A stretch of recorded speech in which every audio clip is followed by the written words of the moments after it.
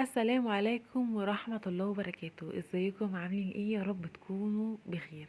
النهاردة هعمل سجق ورز مفلفل. بس الاول اشتركوا في القناة وفعلوا الجرس عشان يوصلكوا كل جديد. يلا بينا نبدأ الوصفة. انا هنا فرمت توم وقطعت البصل وفلفل وطماطم كمية حسب كمية السجق بتاعي. انا هنا استخدمت نص كيلو سجق. سخنت الطاسة ونزلت عليها بمعلقة زيت، وهنزل بكل الخضار بتاعي مرة واحدة.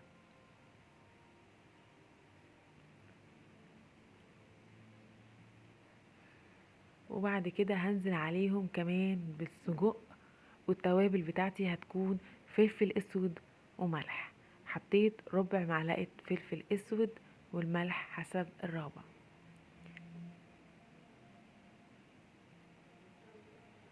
وهنا هديها تقليبة بسيطة وهغطيها علشان الخضار والسجق كل حاجة تنزل ميتها ويبدأوا يستووا مع بعض.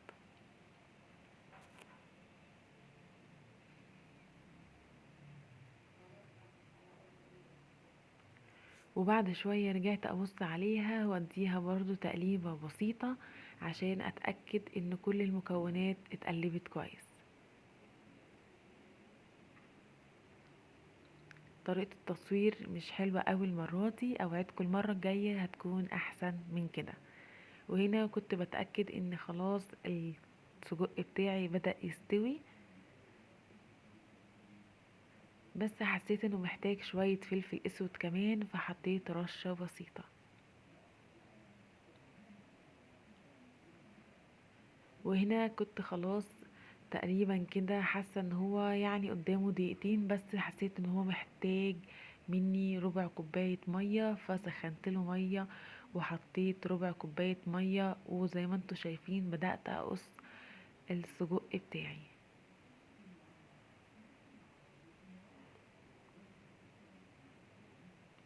وهنا كنت خلصت السجق وبدأت اعمل رز. حطيت شوية زيت ذرة وعليهم الشعرية والملح والفلفل الاسود، رشة فلفل اسود ومعلقة ملح، وهبدأ اقلب لحد ما الشعرية بتاعتي تحمر. وهنا كنت قررت ادوق السجق، بصراحة رهيب جدا جدا. وهنا كنت خلاص الشعرية اتحمرت، نزلت بالرز. طبعا ملحقتش اصور للاسف، الكاميرا فصلت. نزلت بمعلقة